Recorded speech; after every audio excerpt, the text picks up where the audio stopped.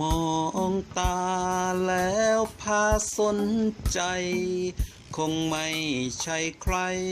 นอกจากตัวเธอ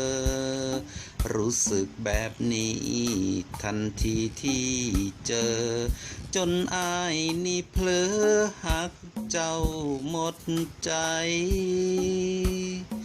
แววตาที่ดูซื่อๆบอกว่าเจ้าคือคนน่าสนใจสบตาเจ้าแล้วไม่อยากมองใครเพราะคนที่ใช่อยู่ตรงหน้า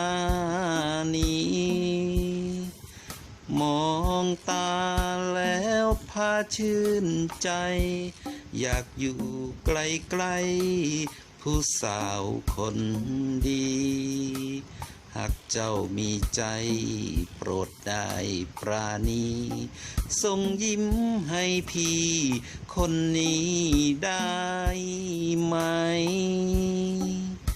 อยากชวนน้องมาจ้องตาเพื่อให้